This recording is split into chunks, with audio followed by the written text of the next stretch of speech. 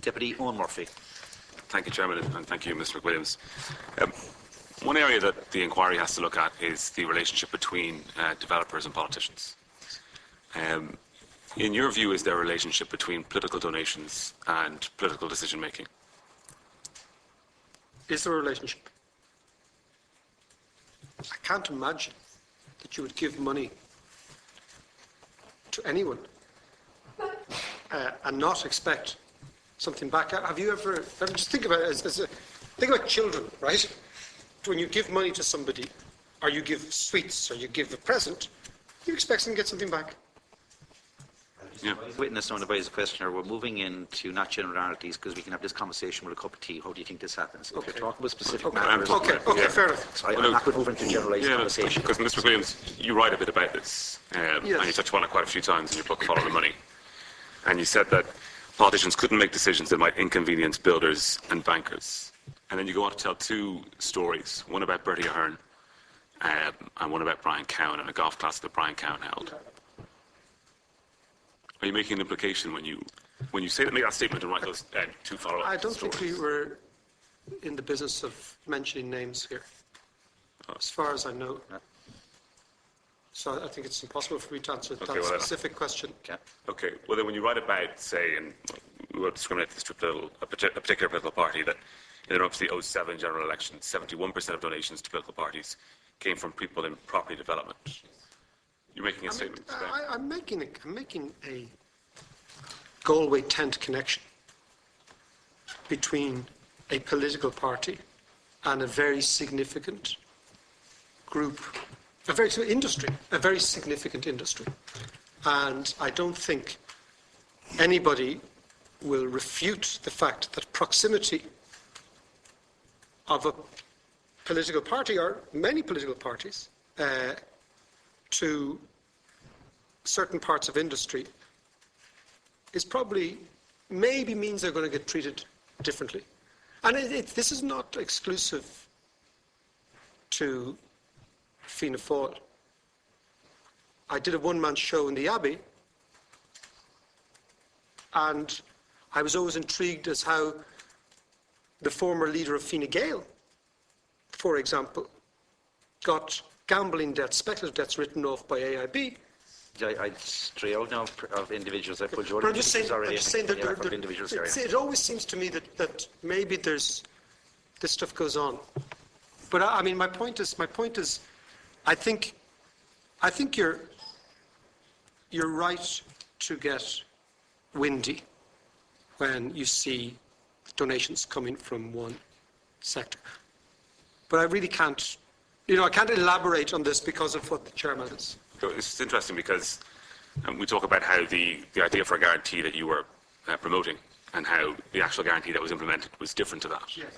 And it was extremely different. Yeah, well, we had before us Professor Kane, and when he was before us previously in the inquiry, he said that a government's willingness to rescue different firms lies on a continuum and is influenced by several variables. In particular, a firm's access to political elites grows with its interconnectedness, geographic footprint, and the number of employees and creditors that can be persuaded to contribute on its behalf to re-election campaigns. Now, he was making a statement about the American. Yeah, no, and I think that's a fair point. I mean,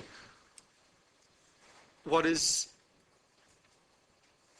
interesting, so you've got one of the very few guys, me, who spent nearly 10 years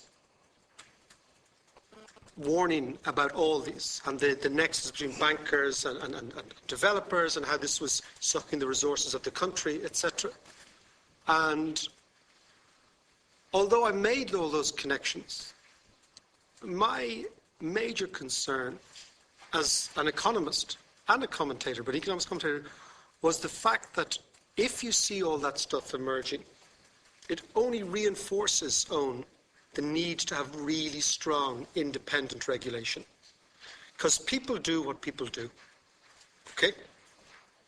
And it underscores constantly the need for strong, independent, highly vigilant regulators. And the most important thing about regulation, and it's a point I'd like to make, is that you can have the best regulation in the world, but if you don't police it, it's not worth the paper it's written on.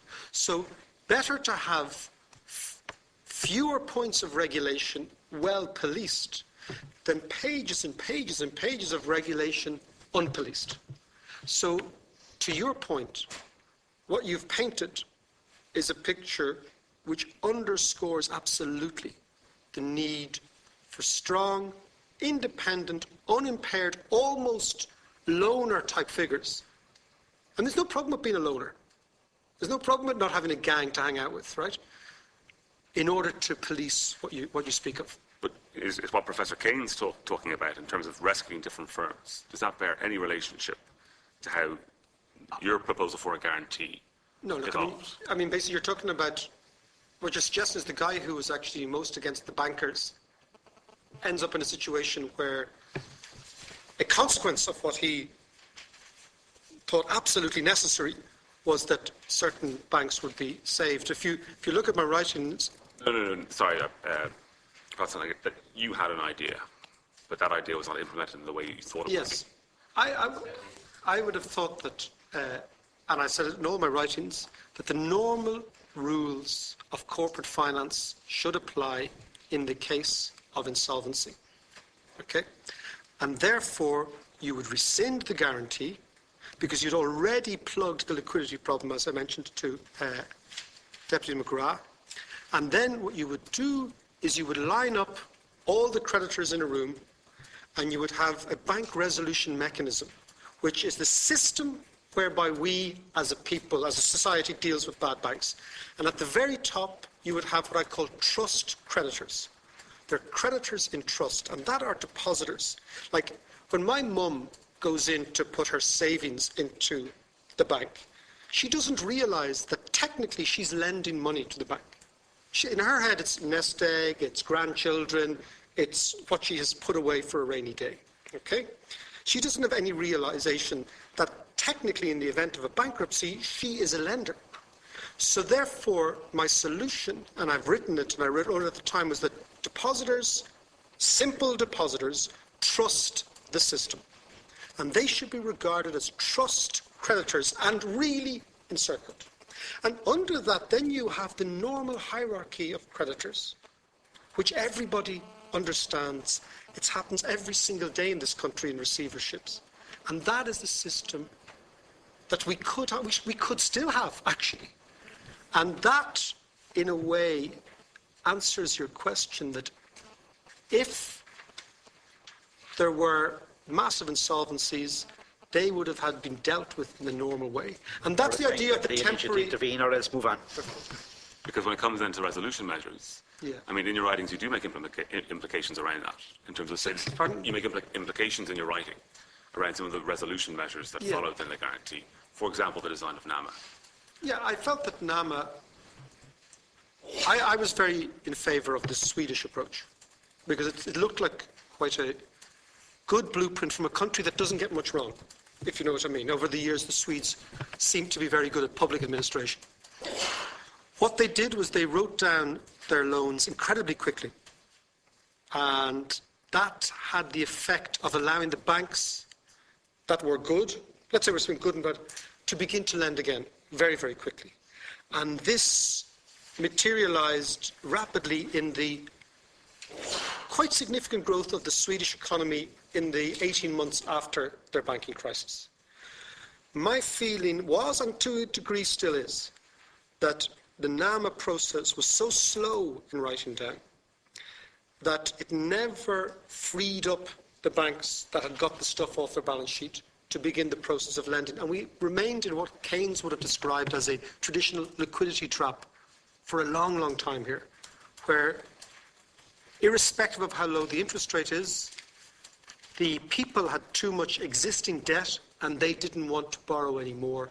Towards the And wrap the up. banks had too much No, bad debt you're way over time. and they didn't